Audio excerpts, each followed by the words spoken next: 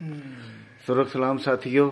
आज senior journalist हमारे बहुत प्यारे कॉमरेड कॉमरेड जवार हुसैन के साथ हम बैठे हैं। कॉमरेड जवार, आपको पता है कोरोना के दौरान भी शदीद अलील रहे और उसके बाद उन्होंने काफ़ी इम्प्रूव किया, उनकी सेहत बेहतर हो गई। आजकल फिर वो हेपाटाइटिस की वजह से ब्लड प्रेशर वगैरह का शिकार हैं, मगर हमें पूरी उम्मीद है कि वो बहादुरी से जिस तरह उन्होंने कोरोना का मुकाबला किया और जैसे कॉमरेड ज़िंदगी की तलखियों को पी कर भी अपनी कुव्वत हासिल करते हैं। हमें पूरी उम्मीद है कि कॉमरेड जवार अपने नज़रियात की और अपनी कमिटमेंट से इस बीमारी को भी शिकस्त देंगे और अपना जो फिक्री किरदार है हमारी सोसाइटी में, तरक्की पसंदाना रोल है जो वो अदा करते रहेंगे। कॉमरेड की ज़्यादा अटैचमेंट फिक्री तौर पे लोग समझते हैं पीपल्स पार्टी के साथ रही, जैसा कि बहुत से तरक्की पसंदों का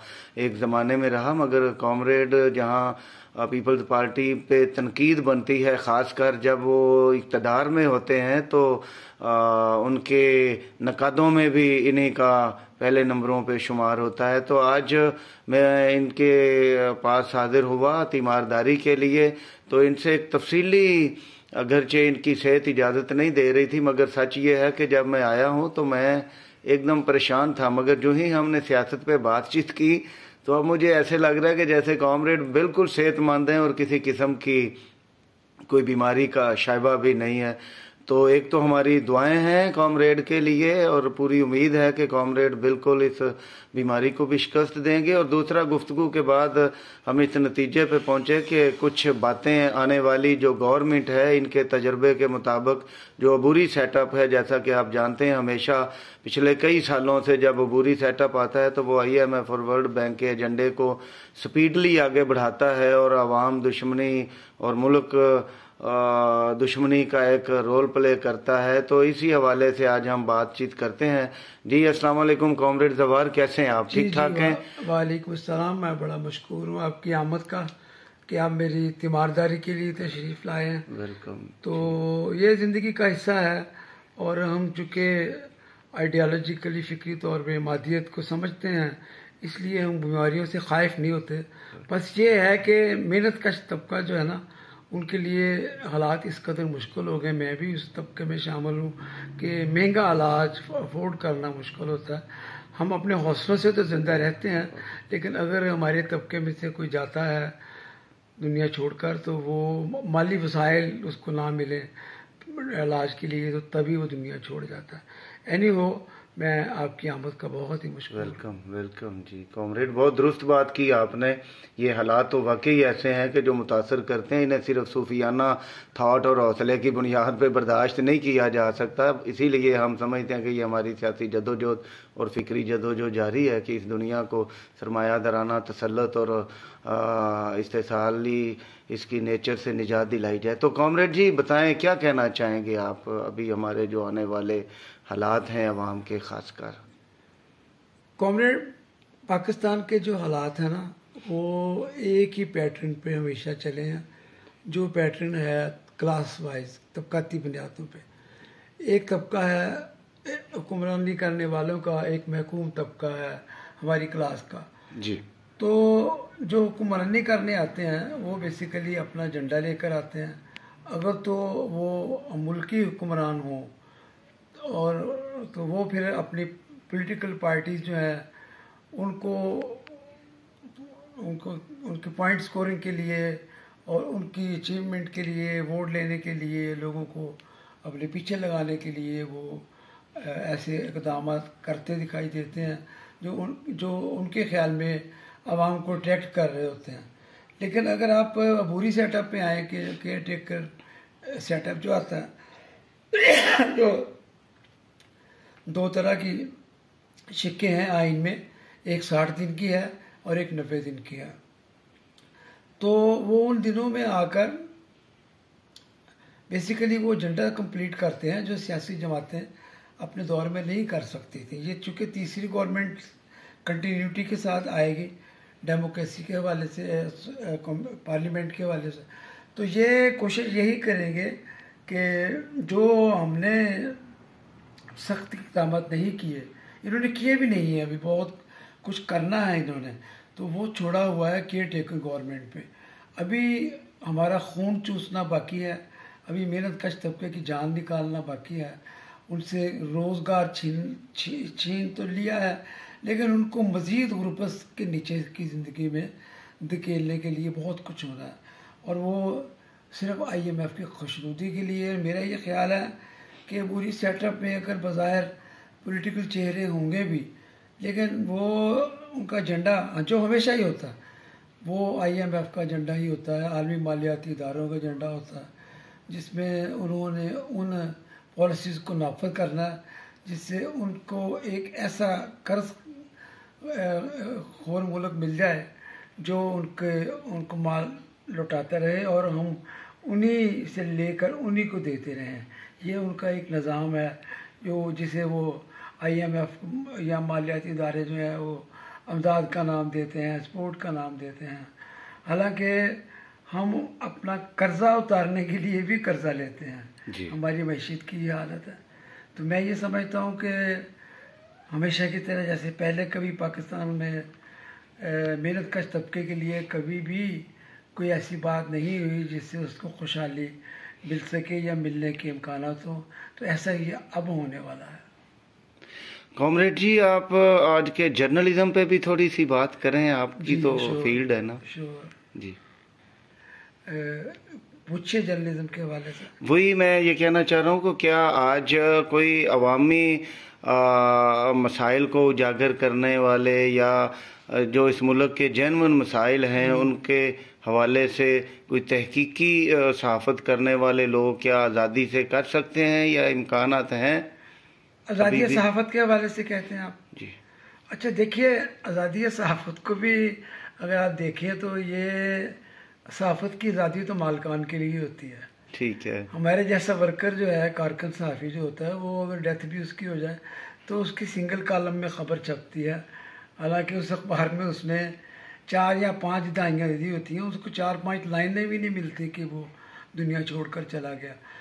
तो बेसिकली कॉमरेड ये पाकिस्तान में जर्नलिज्म जो है ना, इसमें इलेक्ट्रॉनिक मीडिया तो ख़ास तौर पे ये कॉरपोरेट मीडिया है, और इसमें जब बेकरियों वाले, कॉलेजों स्कूलों वाले और इस तरह के कारोबार करने वाले सेठ लोग जब आ जाएं तो फिर वो जर्नलिज्म क्या रह जाती है, वो वहाँ कोई एडिटरशिप नहीं है।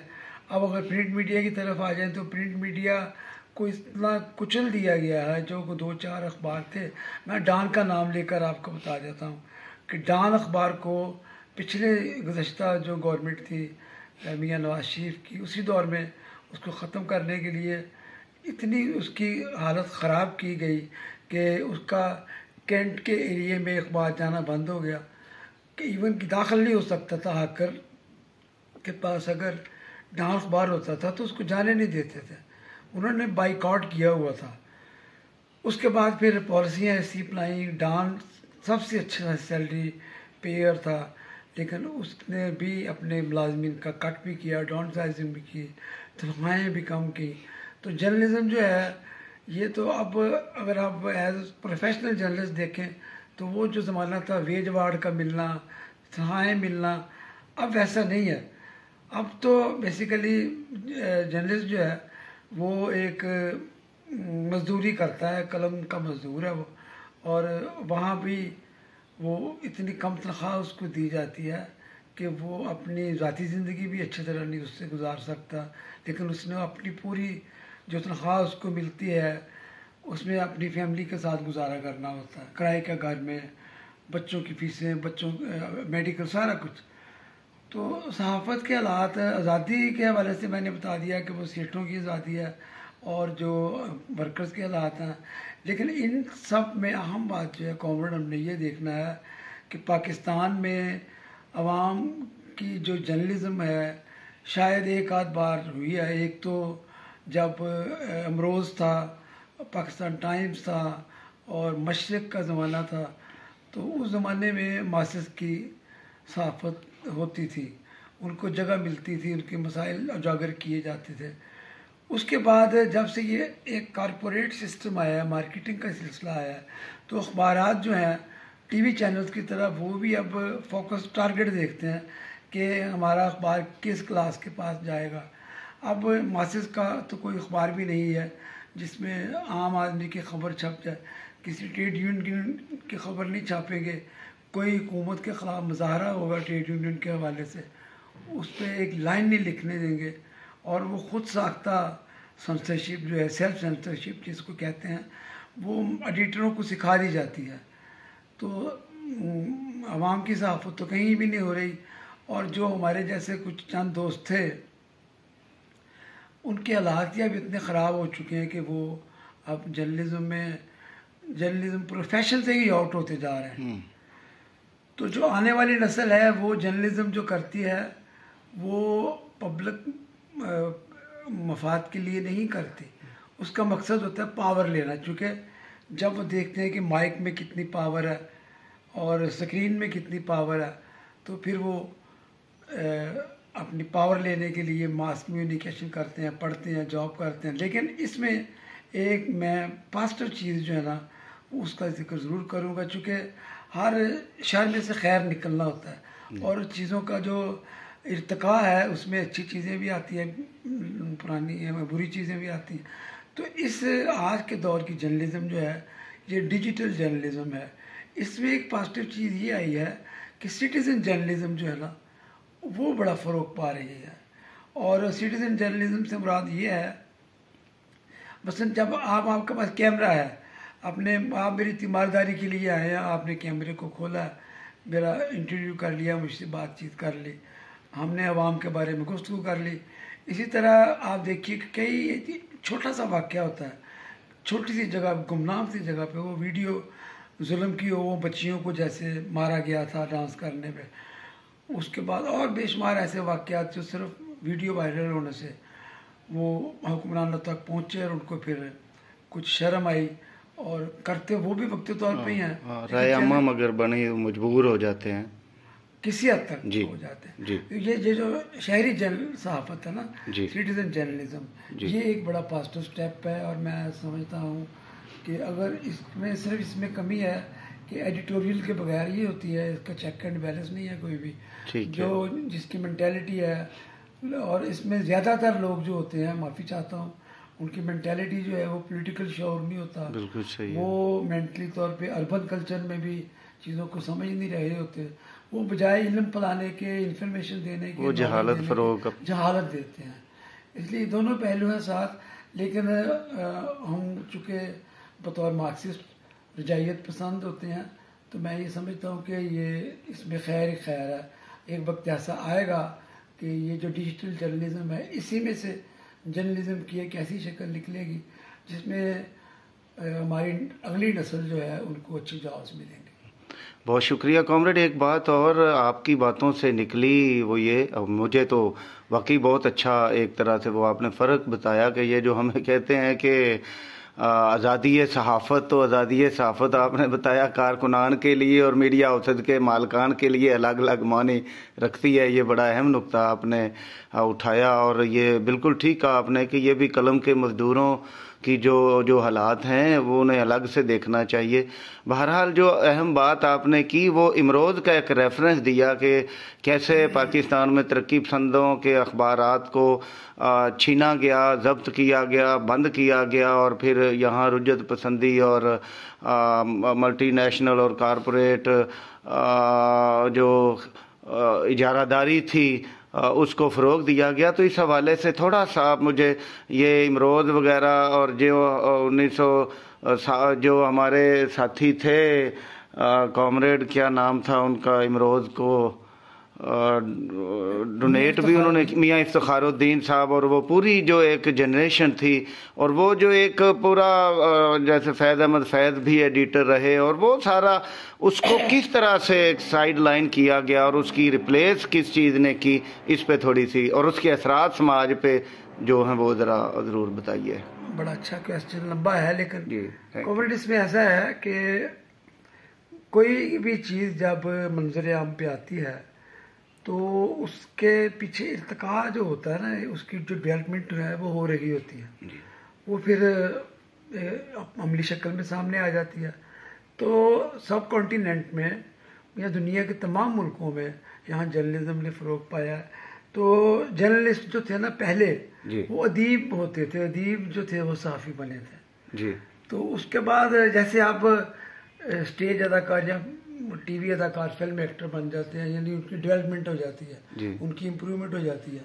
तो इसी तरह जो पिछली जब आगाज़ हुआ जर्नलिज्म का, तो उस वक्त देखिए आपके अमरोज़ जो है, इसके चिराग हसन हसरत साहब एडिटर थे, फैज़ अहमद फैज़ पाकिस्तान टाइम्स के एडिटर थे, अहमद नदीम कासमी थे, ये प्रोग्रेसिव लोग थे और इन लोगों ने जर्नलिज्म में बहुत मेहनत कश तबके की बातें की। लेकिन उस दौर में भी रुजत परस्ती की, मसलन हमें मुतालिया पाकिस्तान में और तारीख में पढ़ाया जाता है कि ज़िम्मेदार बहुत बड़ा अखबार था, मौलाना ज़फ़र अली ख़ान के नाम पे सड़कें रखी जाती हैं। और अगर उनका प्रैक्टिकल देखें आप रिकॉर्ड निकाल के, मैं ये चैलेंज करता हूँ बात, रिकॉर्ड निकाल के देखिए कि वो तनख्वाह वक्त पे नहीं दिया करते थे मजदूरों को, अच्छा वर्करों को, लेकिन उनको हम हीरो बना के पेश करते हैं। और वो उनका एजेंडा हमेशा आवाम की बजाय रियासत का एजेंडा उनका एजेंडा होता था, जिसको वो फैलाते थे। तो बेसिकली तारीख जिन्होंने लिखी थी, जो मुअर्रिखीन थे, वो भी बादशाहों के ग़ुलाम ही होते थे, किसी ने किसी बादशाह की लाइफ हिस्ट्री लिख दी। इसी तरह जर्नलिस्ट जो था ना, वो प्रोग्रेसिविज्म आने से पहले, तो ये जो प्रोग्रेसिव जर्नलिज्म शुरू हुई है, ये जब कम्युनिस्ट पार्टी के लोग जर्नलिज्म को उन्होंने बतौर पेशा अपनाया। मतलब फैज साहब जो थे वो पोस्टमैनों की यूनियन के भी सदर थे, और उन्होंने ट्रेड यूनियन ये जर्नलिज्म की भी की है। इसी तरह और भी बहुत सारी एक लॉट है, और वो उनसे ही हमें इंस्पिरेशन मिलती है। हमारी जो तंजीम है Pakistan federal union of journalist, उस वक्त जो कम्युनिस्ट थे सब, उन्होंने जैसे किसी कम्युनिस्ट पार्टी का ढांचा बनता है, उसमें डेलीगेशन जाते हैं, उसमें ग्रास रूट से ऊपर तक हमारा जो सेंट्रल कमेटी होती है, सारी कम्युनिस्ट पार्टियों का तकरीबन मिलता जुलता ही बाल्शिक पार्टी की तरह का सेटअप होता है। तो जब ये बनी है federal union of journalist PFU जे, इसमें मनहाज भरना जैसे लोग थे जो कि एक इंटेलेक्चुअल और एक अच्छे जर्नलिस्ट, और सबसे अच्छा उनकी नज़रियाती पोजीशन थी कि वो एक मार्क्सिस्ट थे और तबकाती बुनियादों पर सोसाइटी को, समाज को देखते थे। फिर उसके बाद जो ढांचा बना, उसने जो ट्रेड यूनियन तहरीक चलाई थी ना, जर्नलिज्म में ट्रेड यूनियन जब आई कि हर अखबार के अंदर एक यूनिट होता था, ट्रेड यूनियन का यूनियन होती थी, और वो CBA भी होती थी। इवन कि हमारे लाहौर में नवाए वक्त की CBA भी है, डान की भी है, जंग की भी है, गुओ मालकान की है। लेकिन ये एक इतना अच्छा कल्चर था।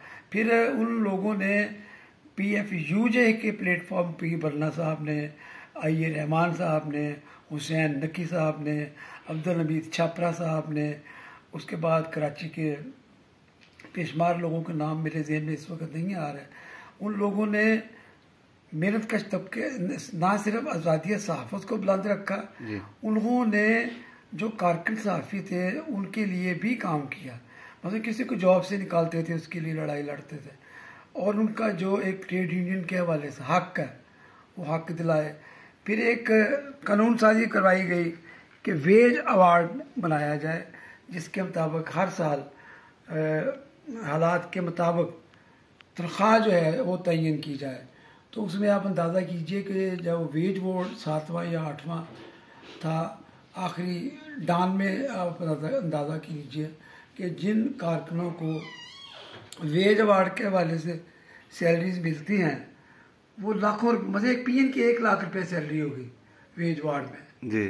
तो ये हमारे उन्हीं लोगों का कमाल था जो जिनके मैंने नाम लिए हैं, बरना साहब हैं, निसार उस्मानी साहब हैं, हफीज़ राकब साहब हैं।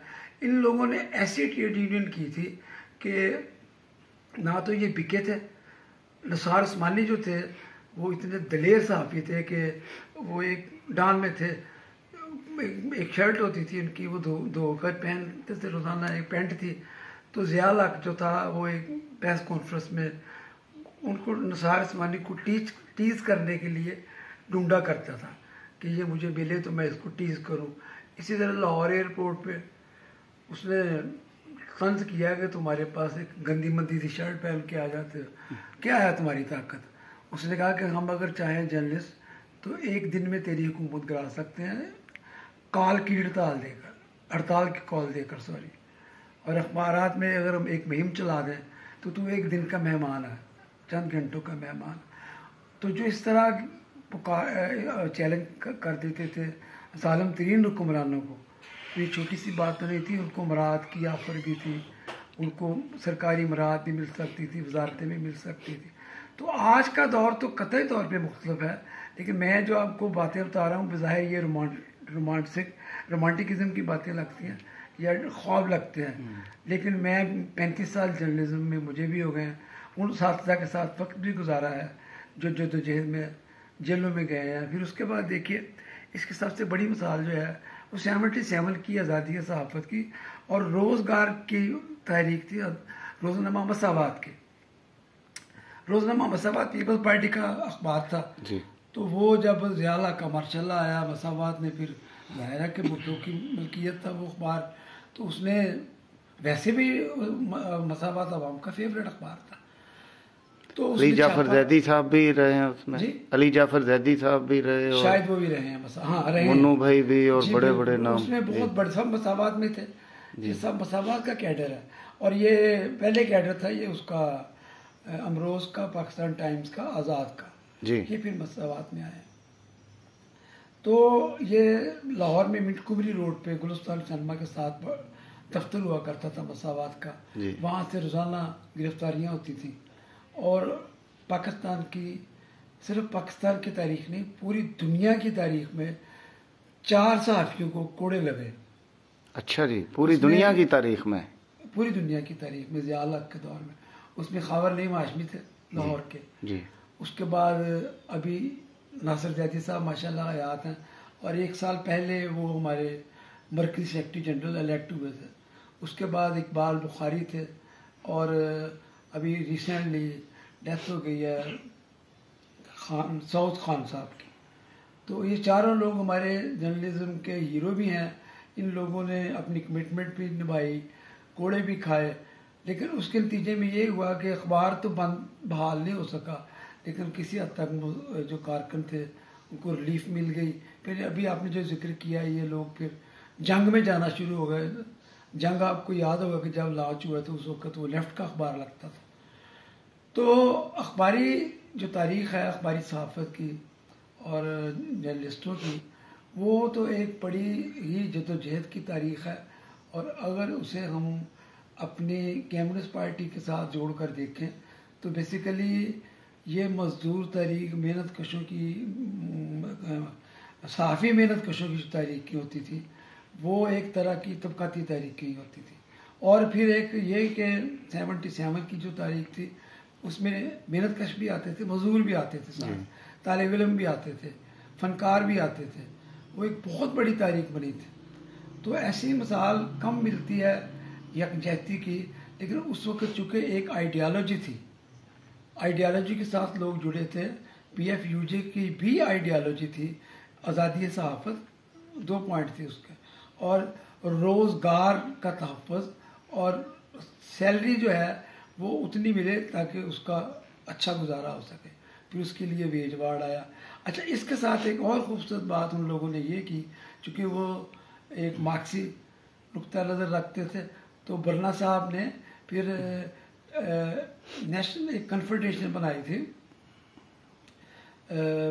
वर्कर्स कन्फेडरेशन, उसका मुझे नाम पूरा नहीं याद आ रहा, एपनिक बनाई उन्होंने, all Pakistan newspaper workers association, जिसमें PNP शामिल हो सकता था।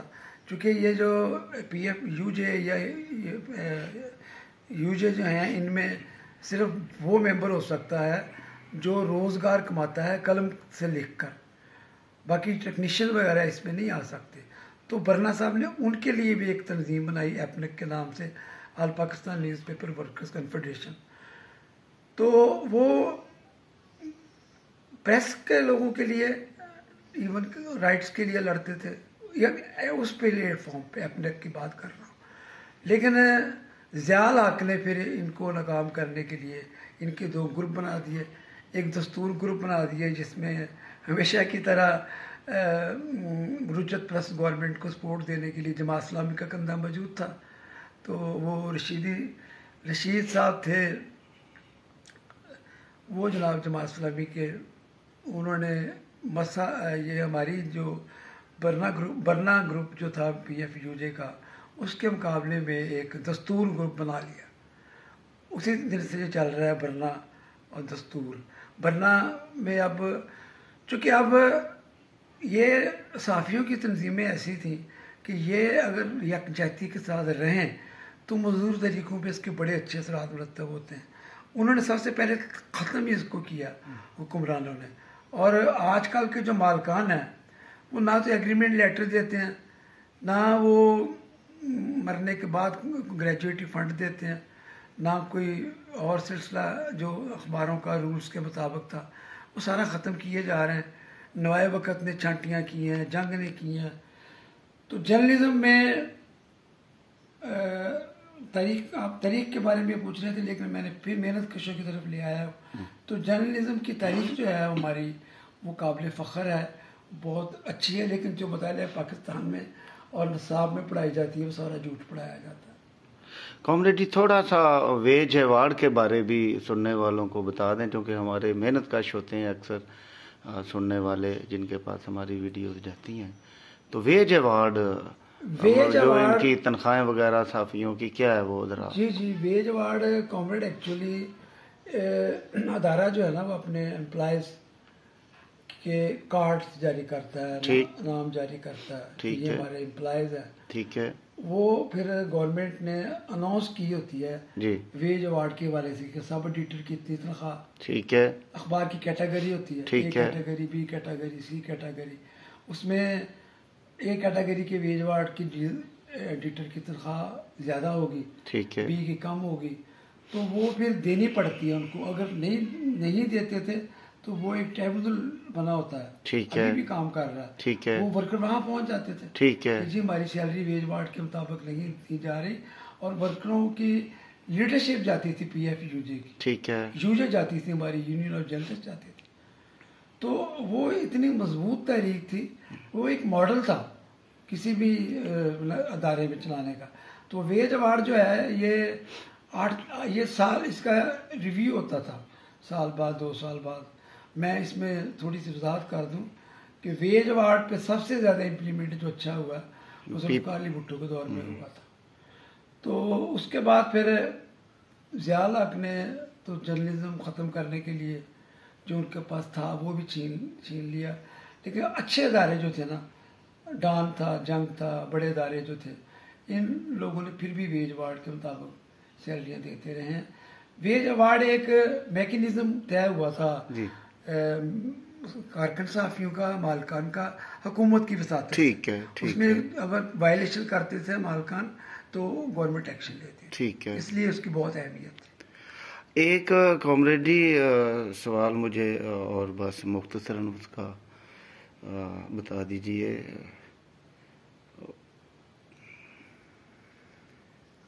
निकल गया है। हाँ, क्या आप महसूस करते हैं कि पाकिस्तान की तारीख में एक ऐसा दौर है कि जब तरक्की पसंदों की तहरीक जो है, लेबर यूनियंस भी मजबूत हैं, जर्नलिस्ट की यूनियंस भी मजबूत हैं, प्रोफेसरान हैं, तरक्की पसंद हर तरफ छाए हुए हैं, प्राइवेट शोबे में भी यूनियन है, सियासत में भी बाएं बाजू का और मेहनत कशों की तहरीक बहुत अपने उरूज पे है। और फिर हम देखते हैं कि एकदम जो है ज़िया हक के बाद खासकर जाने के सोसाइटी के हर परत जो है, ट्रेड यूनियन बर्बाद है, तलबा यूनियन बर्बाद हैं, जर्नलिस्टों की यूनियन से तकसीम है, और अखबारात से तरक्की पसंदों की यूनियन के एतबार से मैं अगर कहूँ तो ख़ात्मा हो गया है। और जो कमिटेड जो कारकुनान होते थे सोसाइटी में, सियासी कारकुनान होते थे, उनका जैसे कैद पड़ गया हो। तो इस हवाले से आप क्या कहना चाहेंगे? क्या ये मैं दुरुस्त समझ रहा हूँ? ये ज़वाल पजीरी का सफ़र जो है ना, ये हर सोसाइटी में हो रहा है, होता रहना है, ये एक साइंसी अमल है जी। वो ऐसे कि अभी हम ये इंटरव्यू से पहले मैं और आप गुफ्तगू कर रहे थे कि जो मैशत का जो बहरान है जी उसने बैनुल अक़वामी तौर पे मज़दूरों को इतना अकेला कर दिया है और वो इतने बेबस हो गए कि उनके लिए ज़िंदगी गुजारना मुश्किल हो गई। तो वो माली तौर पे लोग नीचे जा रहे हैं। जब गुर्बत आती है ना तो गुर्बत जो है वो ऐसी चीज़ें लेके आती है जो बेसिकली वो बकौल सार के आप भूख आप से कहती हैं तो लताफत। फिर ठीक की हाँ हाँ हाँ कहती हाँ होगी, मेरे अहबाब ने तहजीब ना सीखी सीखी होगी। वो फर्जी इससे लताफत को मिटा देती है। भूख अफलास के सांचों में नहीं भूख ढल सकती। अदाब ये के नज़म सांचों पूरी में ढल नहीं सकती। साहर वाह। साहब की। तो बेसिकली मैं ये समझता हूँ कि ये साहर की जो नज़म है इस सोसाइटी की पूरी अक्कासी करती है कि ज़वाल पजीरी हर शोबे में ज़वाल पजीरी है। चूँकि जब वैल्यूज़ की बजाय मुनाफा प्रॉफिट अखबारात जो 2 4 5 थे वो नज़रियात के लिए निकाले जाते थे जी कि आवाम को रिलीफ देनी है, आवाम की बात हुक्मरानों तक पहुँचानी है, हुक्मरान का गिरेबान पकड़ना है। लेकिन जब ये लोग हुक्मरानों का गिरेबान पकड़ने की बजाय उनको टुकड़ों पे पलने लगेंगे, माफ़ी चाहता हूँ जो जर्नलिस्ट करते हैं जो कुछ, तो फिर क्या होगा, ज़वाल पजीरी जर्नलिज्म में आएगी। इसी तरह आर्ट है, आर्ट में अब फिल्म का शोबा जो है या ड्रामों का शोबा जो है उसमें इन्वेस्टमेंट होती है ताकतवर अदारों की। अभी एक नया चैनल लॉन्च हुआ है वो बूटों वालों ने किया है एंटरटेनमेंट के नाम पे। तो वो अपनी इमेज बिल्डिंग के लिए वो इतना कुछ करते हैं। लेकिन दूसरी तरफ जो हमारी तबका है वो उसके असरात ये होते हैं कि वो ज़वाल की तरफ जाता है और फिर वो सोसाइटी ज़वाल पसीरी। मसलन अब ये सोसाइटी जो है ये हमेशा ये हमारे साइंटिस्ट जो हैं तारीख के वो ये बताते हैं कि हर दौर की जो वैल्यूज़ होती हैं वो जो अशराफिया की वैल्यूज़ होती हैं वही सोसाइटी में मरबज होती हैं और हुक्मरानी कर रही होती हैं। और उनकी कॉपी करने के लिए हम मेहनत कश तबके के लोग अपनी चीज़ें बेच देते हैं। मतलब शादी के देख लीजिए आप फंक्शन कि वो मेहंदी की रस्म करनी है, टेंट लगने हैं, बिल्कुल सही है, बिल्कुल सही है। और वो सारी हमारा तबका भी करता है, बिल्कुल उसी कल्चर को अडॉप्ट करने की कोशिश करता है, लोगों को दिखाता है। वो तो फिर उनके पास तो पैसे होते हैं ना जी। अब बग्गी में बैठकर दूल्हे का जाना एक मेहनत कश तबके का जी जी क्या जरूरी है? बिल्कुल जरूरी नहीं। हाँ इवन के अब तो जो गमी है जो वफात होती है जी मैंने ये सुना भी है देखा भी है कि ट्रेंड है जी के लड़के जो हैं वो कुर्ता और सफ़ेद कुर्ता और पजामा पहन कर आएंगे सब, लड़कियों की ये ड्रेसिंग होगी सबकी, यानी थीम के साथ आएंगे। तो जब फौतगी भी थीम के साथ मनाई जाती है और फिर उसकी कॉपी जो है वो हम करते हैं तो वो ज़वाल पजीरी आएगी, उसके लिए हम झूठ बोलेंगे, लोगों को चीट करेंगे, धोखा देंगे वो ज़रूरियात पूरी करने के लिए, वो महंगा मोबाइल लेने के लिए, अच्छे कपड़े लेने के लिए लोगों को चीट करेंगे। तो जब चीटिंग बढ़ेगी तो ज़वाल पजीरी भी बढ़ेगी। कॉमरेड जी आखिरी एक सवाल कि आप समझते हैं 1917 के सोवियत यूनियन के इनकलाब ने और 1949 में चीनी मौदेतों के इनकलाब ने चीनी इनकलाब ने दुनिया को मुतासर किया, और क्या उसी तरह ही 1990 में सोवियत यूनियन के डाउनफॉल ने भी इस दुनिया को मुतासर किया है? आप समझते हैं कि उसके भी कुछ असरात हों हमारे इस सारी बहरान? बात तो है दोनों इनकलाबात पे, रशिया का इनकलाब बल्शविक पार्टी का और माओ का इनकलाब। बेसिकली वो जो इनकलाबात थे ना वो मार्क्स की थ्योरी के मुताबिक ठीक थे, लेकिन मार्क्स ने फोकस किया था पेरिस को एनालिसिस करते हुए और वो जो कह रहा था कि मेरी जो आइडियोलॉजी है ये इम्प्लीमेंटेशन इसकी पेरिस में बहुत खूबसूरती से होगी।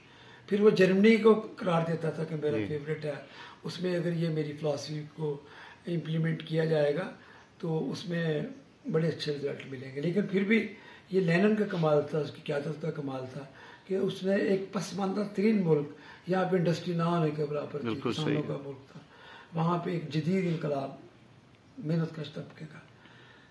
अब वहाँ जो कुछ हुआ थोड़ा 2 लाइन में उसको डिस्कस कर लेते हैं। वो बेसिकली इनकलाब का काम नहीं हुआ। जब ब्यूरोक्रेसी वहाँ आ गई जी। ब्यूरोक्रेसी ने सारा कुछ, देखिए ना वहाँ यहाँ तक था कि कम्युनिस्ट पार्टी की मेंबरशिप लेना इतना मुश्किल था, और जिसको मेंबरशिप मिल गई है उसके पूरे ख़ानदान को रियासती मुराद मिलेंगी, नहीं मिलेगी वो छीन लेगा, मांगेगा, उसको कोई रोक ही नहीं सकेगा। बदमाशी थी एक, जिसको आप कहते हैं कि वो जबर था जी।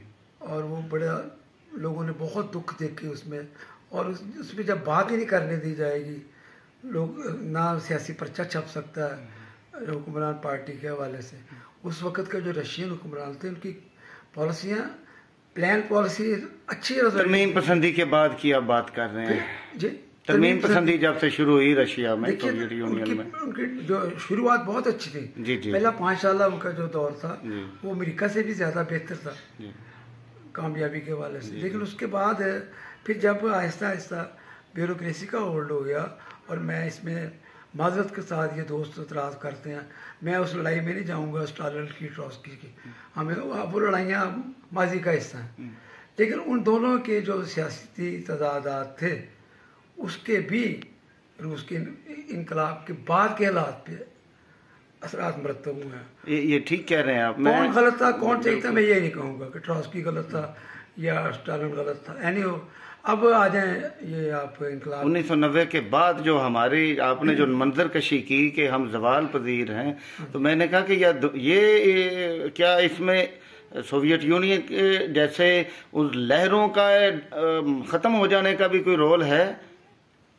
देखिए, ये जो आलमी सिनेरियो बनता है ना जी, तनाजुर जी, ये बनाना मैशत नहीं होता है जी, चूँकि हम ये समझते हैं कि दुनिया की तमाम चीज़ें रिफ्लेक्शन है इकोनॉमी का। जी। 90 का जब जवाल हुआ है तो ऐसे लोग जो एनजीओ की तरह इनकलाबी पार्टियां चलाते थे, माफी चाहता हूँ, बिल्कुल उस सही। दौर में भी जो रशियन नवाज थे उनको रशिया से इतनी मराहत तो नहीं आती होगी, लेकिन उन्हीं के बच्चों को पढ़ने के लिए बुलाया जाता था। जी। उन्हीं के जो पाकिस्तान की जो कम्युनिस्ट पार्टी के लाडले होते थे, चेत थे, उन्हीं को दौरों में भेजा जाता था। कुछ चेकोस्लोवाकिया जा रहा है, कोई कहीं जा रहा है, कोई कहीं जा रहा है। तो वो जैसे आज एनजीओ का स्टाइल है, मैं माफी चाहता हूँ, वो वही स्टाइल था। ठीक है, सीपी का भी।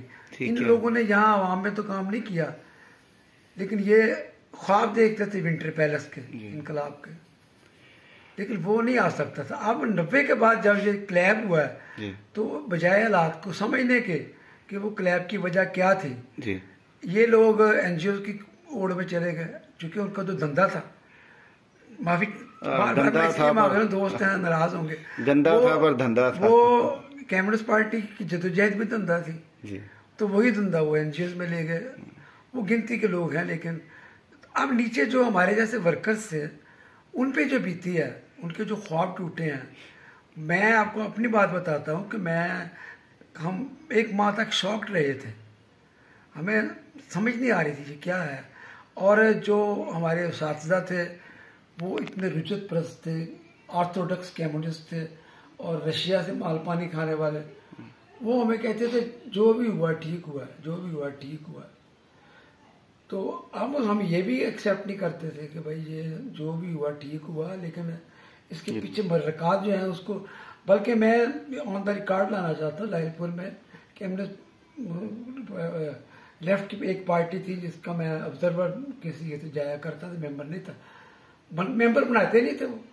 तो खैर उन्होंने पाबंदी लगाई थी कि आपने रशियन जो इनकलाब की नाकामी है इस पे बात भी नहीं करनी। अच्छा, मीटिंग में कर लें बस, उसके बाद। लेकिन बहसों मुबासा बहुत हुआ था, और उसके जो आलमी असरात हैं उससे ये हुआ है कि जो लॉबिंग आपकी दुनिया की थी वो एक प्रेशर था। जब कोल्ड वार थी तो अमेरिका को रूस का एक प्रेशर था, वो लूज हो गया, उससे भी काफी नुकसान हुआ कि एक सुपर पावर एक ही मुल्क बन गया। उसके बाद चाइना जो है ना, चाइना को आप ना सोशलिस्ट कह सकते हैं ना कैपिटलिज्म कह सकते हैं। वो तो अभी उनकी जो कांग्रेस हुई है 10 साल पहले, वो डॉक्ट्राइन जिसमें देते हैं उसमें उन्होंने कहा था जी कि चीन में जो कम्युनिज्म शुरू होना है वो 100 साल के बाद होना है। यानी वो अभी समझ रहे हैं कि प्री कम्युनिज्म काम कर रहे हैं, कम्युनिज्म को लाने के लिए काम किया जा रहा है, उनकी ये फिलॉसफी है। तो चाइना के साथ हमने कभी भी, जब हमारी दोस्ती थी और वहाँ एक सोशलिस्ट गवर्नमेंट काम कर रही थी, यानी आज की तरह की मिक्स गवर्नमेंट नहीं थी, तो उस वक़्त भी हमने चाइना से कोई इंस्पिरेशन नहीं ली थी। तो अब जो दुनिया भर की तहरीकें हैं वो जैसे लूट फूट के ले गई थी इनकलाब के बाद इनकलाबियों को NGOs, इसी तरह वो तहरीकें भी NGOs ले गई हैं। NGO स्ट्रेटजी तैयार करती हैं कि मेहनत कशों ने कैसे तहरीकें बनानी हैं। We are 99% occupied Wall Street, उसके बाद येलो जी येलो जैकेट। हाँ, तो वो सारा कुछ जो था वो एक जैसे NGO एक प्लान प्रोजेक्ट तैयार करती है 3 माह का। अब तो प्रोजेक्ट बेस पे इनकलाब क्या लाएंगे। अच्छा, फिर आलमी बहरान जो है मईशत का वो इतना खौफनाक है जी, उसने फटना ही फटना है। ये बात भी एक ज़रूरी है पॉलिटिकल तजिया जब आप करते हैं कि जब ये आलमी बहरान अपनी शिद्दत पे जाना है, फटना है इसमें, तो चाइना भी एक्सपोज हो जाएगा, अमीर तरीन मुल्क जो है वो एक्सपोज हो जाएगा। और जब गरीब मजदूर मेहनत कश को सिर्फ इतना शऊर आ गया कि मैंने अब इसका गिरेबान पकड़ना है जो मेरा हक खा रहा है, तो फिर तो हालात बदलने हैं। और हमें उम्मीद है कि वो सोशल डेमोक्रेसी के ज़रिए आए, सोशलिज्म के ज़रिए आए, या वो किसी और सोशलिज्म के ज़रिए आए। आजकल सोशलिज्म भी फ़िरक़ों में बटा हुआ है ना, तो लेकिन वो तबकाती लफ्ज़ एक ही है कि तबकाती बुनियादों पे जब लोगों को शऊर आ जाएगा, उनको ये अंदाज़ा हो जाएगा कि वो बजाय ऊपर वाले तबके की कॉपी करने के, जब वो अपने वसाइल के अंदर रहते हुए अपनी ज़िंदगी को आसान बनाएंगे, अपनी अखलाकियात के अंदर रहना सीखेंगे, तो सोसाइटी भी बचेगी ज़वाल पजीरी से और उनके अपने लिए भी आसानियाँ होंगी। कॉमरेड जी, आपने इतनी नकाहत और बीमारी के बावजूद इतनी खूबसूरत बात, 1.25 घंटा तकरीबन बीत गया। एक मैंने कहा तो आखिरी सवाल था, मगर एक सवाल आपकी, चूँकि हमदर्दी और आपका ताल्लुक़ रहा है पीपल्स पार्टी के साथ, तो क्या आप समझते हैं कि पीपल्स पार्टी की एक पहचान किसी ज़माने में किसी हद तक एंटी एस्टेब्लिशमेंट भी, एंटी एस्टेब्लिशमेंट के एंटी पार्टी की भी रही है किसी हद तक एक पहचान? क्या आप समझते नहीं कि अब वो यूटर्न ले चुकी है ये पार्टी भी, और बिल्कुल उन्हीं की इक़्तिदार ही चाहती है जैसे भी हो? कॉमरेड, पीपल्स पार्टी जिसको प्योर एंटी एस्टेब्लिशमेंट कहा जाता ना, कभी भी नहीं रही। ठीक है।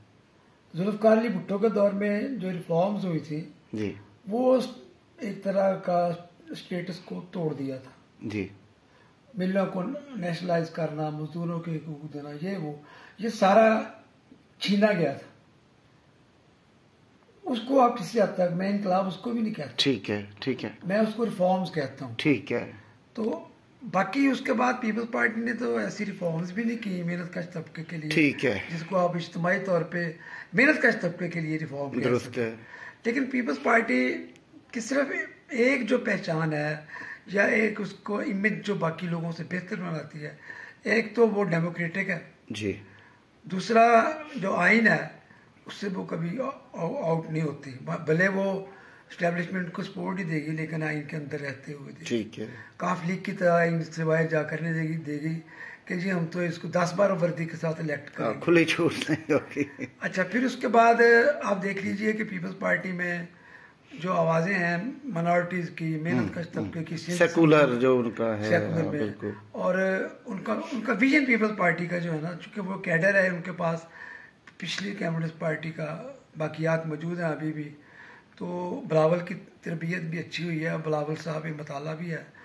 तो कॉमरेड, बेसिकली मैं ये समझता हूँ कि अब इस्टेब्लिशमेंट जो है ना, ये मैं थोड़ी हट के बात करने लगा, इस्टेब्लिशमेंट के बगैर भी मुल्क नहीं चल सकता। ठीक है। मैं तो अब ये तजवीज़ दूंगा, राय दूंगा कि सर जोड़ कर बैठे, उसको कोई ऐसा रोल रख लें।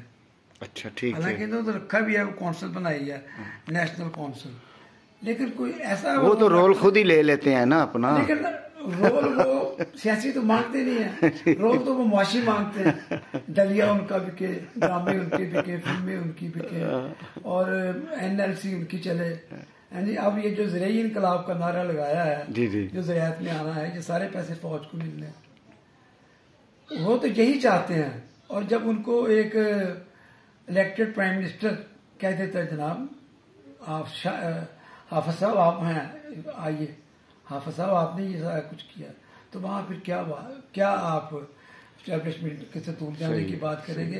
पीपल्स पार्टी भी इक़्तिदार की पॉलिटिक्स करती है और एस्टेब्लिशमेंट के साथ गिव एंड टेक के साथ हमेशा ही होता है। मैं ये झूठ नहीं बोलूँगा कि पीपल्स पार्टी अभी भी एस्टेब्लिशमेंट से, बेनज़ीर का आना भी दुरुस्त है, बाद में वायलेशन हुई, बाद में उसके अंदर अवाम की मोहब्बत जागी, ठीक कह रहे हैं। तो इसी तरह 88 का इक़्तिदार भी जो था वो भी नहीं समझौते की सूरत थी। 17 दिन लटकाए रखा, फिर आखिर जाना पड़ा, बातचीत करनी पड़ी उनसे। तो देखिए ये तो एक जंगल का, फितरत का और अमूमी कानून है कि ताकत जिसके हाथ में है, लाठी उसकी भैंस। तो इसकी ताकत को कमजोर करने के लिए अदारे इनके जो है ना वापस लिए जाएं, वो सियासी कंट्रोल में दिए जाएं। मुआशी अदारे, DHA, फौजी फाउंडेशन, ये वो जितने भी ऐसे अदारे हैं जो प्रोडक्शन भी करते हैं, माल कमाते हैं, जो वो इनसे ले लें। आप सब तो जर्नैल बैठे हैं अदारों में पाकिस्तान के, तो वो पीपल्स पार्टी आए, वो नून लीग आए, वो कोई कम्युनिस्ट पार्टी भी आ जाए, तो वो उन्हीं के हाथ में रहने। ठीक है, बहुत शुक्रिया कॉमरेड ज़फ़र। ये आखिरी सवाल, क्योंकि ये आपका टॉपिक है, मेरे ख्याल में हमने आखिर पे शुरू किया, अगली नशिस्त इंशाल्लाह इस पे होगी और फुल टाइम आप थोड़ा सेहतियात बोलें तो इस पे करते हैं। थैंक यू वेरी मच, बहुत शुक्रिया। तस्वीर करना ना मुझे आप किताब देते